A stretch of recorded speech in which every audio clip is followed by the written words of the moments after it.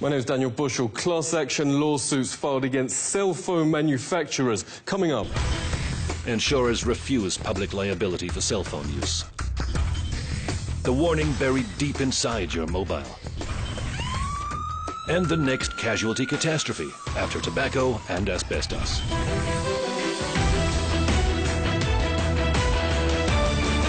I would hold my cell phone here, and the tumor was right there. I always held it on my right side, right here. The industry should have put these warnings on these phones a long time ago. Professor Dariusz Leszczynski is one of the world's leading radiation biologists and brave. He knew phone manufacturers would try to end his career for printing groundbreaking research proving cell phones do cause biological damage. Professor Leszczynski joins us. Great to see you. How did the industry react?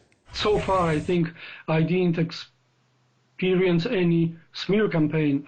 But in my case, it was just that the industry used the influence to prevent funding of my research projects. Studies like Professor Leszczynski's now allow top neurosurgeons to issue a stark cell phone warning. It's essentially cooking the brain.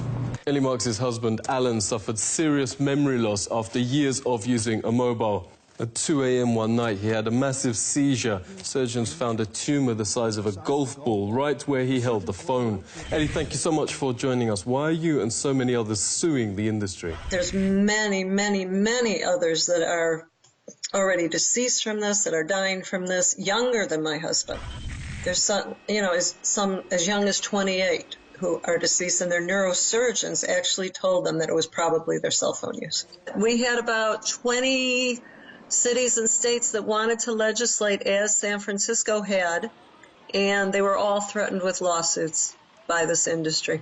This is a photo of Brett Bocook's brain. The top quarter responsible for body balance has had to be removed after surgeons found this vast tumor right where he held the phone. A US national rowing champion. Now he can barely move. Brett, great to speak to you. Tell us about the class action lawsuit against the phone industry. The only way you can really educate the public against big business is through lawsuits. That wasn't until the district attorneys in the United States sued and got involved and sued the cigarette industry that there was they had to pay millions and millions, hundreds of millions of dollars for public education as to the dangers of smoking. That's what's going to happen with cell phones. It's just unequivocal, categorical that these things cause cancer.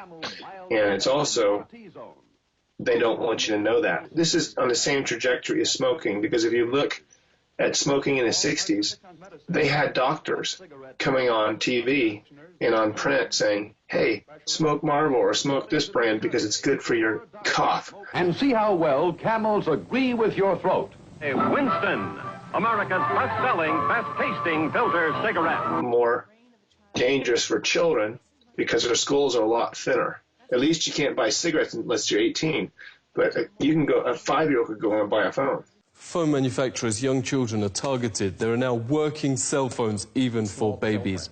The Glow phone is for kids maybe 5 to 8, and the Fly phone is for tweens. Samantha Miller's funeral was on her 18th birthday. Phone use through childhood first gave her headaches, reports the Daily Mail, then the brain tumour that killed her. In the West, brain tumours have overtaken leukemia, notes Senator Lynn Allison, as the #1 child killer illness. But doctors warn that's the tip of the iceberg. Clinical studies find young men who keep phones in their pockets have much lower chances of producing offspring, while women often store them on their chest. I would just tuck it right in to my bra. Tiffany France got breast cancer aged just 21, right where since childhood she's stored her phone. These spots mark the areas of Donna James's cancer. Her doctors call this a new breed of distribution that exactly matches where women keep their phone. It's very unusual pattern where these multiple small cancers were confined to the upper inner aspect of the breast. And so I've never seen anything quite like this. This is a radiation detector in normal surroundings, around 30 microvolts a meter.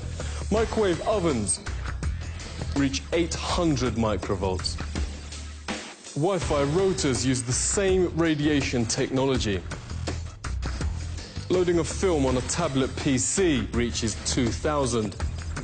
Some of the world's best-selling smartphones register over 1,000 times above normal levels. Insurers have in fact stopped covering cell phone manufacturers for public health. Insurance firms privately call cell phones the next public casualty catastrophe after asbestos and cigarettes. Phone manufacturers have now quietly inserted a legal disclaimer. On iPhones, you have to go to Settings, General, About. At the bottom, scroll down to Legal. And at the end, RF exposure, radio frequency exposure. Unlike most pages, the small print here can't be enlarged, but it reads, carry iPhone at least 10 millimeters away from your body. At the same time, the industry says all its studies show phones are perfectly safe. Radio waves from cellular phones are safe. Conflict of interest. Harvard ethics professor Lawrence Lessig calls industry-paid studies which consistently conclude phone radiation is harmless. Independent scientists, meanwhile, overwhelmingly find the most serious problems, from DNA damage, 3 times lower sperm counts, 290% more brain tumours, autism and birth defects.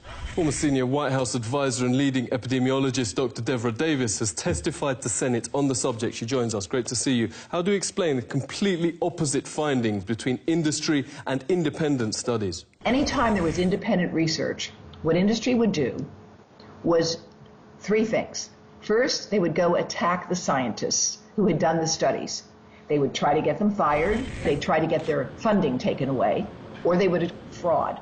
Then when that didn't work, they hired other scientists who knew nothing about the field to do studies that looked like they were replicating the other studies, but they really weren't. And when all of those things failed, they wrote a memo in which they said, if the cellular industry done its job, we think we war-gamed the science. That's a quote.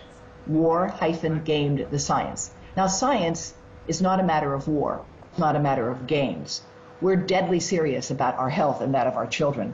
Wargaming reveals this leaked Motorola email is industry-paid studies purely for reassuring the public. We have sufficiently wargamed the issue. A sting has exposed how easy it is to get phony studies in print. Posing as a serious scientist, John Bohannon sent in a paper full of schoolboy errors, offering payment for publication.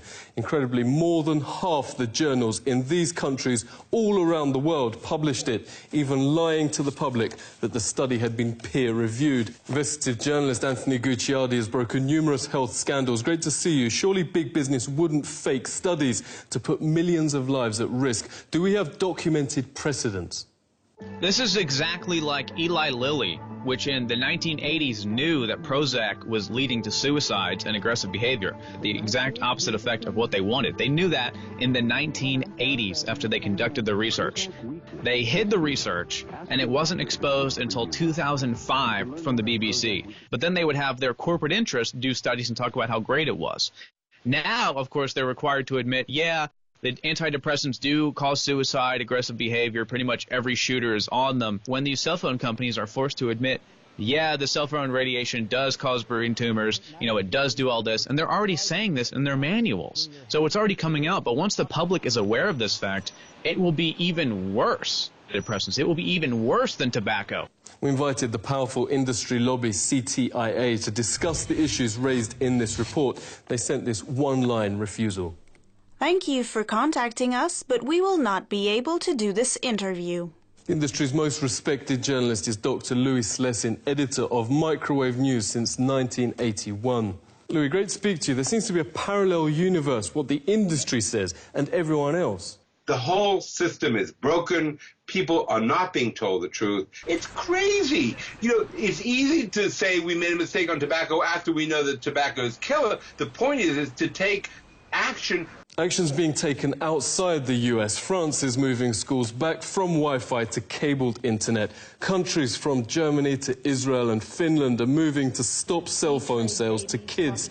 But Obama just made industry chief lobbyist Thomas Wheeler head of the regulator itself, the FCC. A former administration official calls it another astonishing conflict of interest. So doctors who want parents at least informed of cell phone dangers to their kids say they aren't holding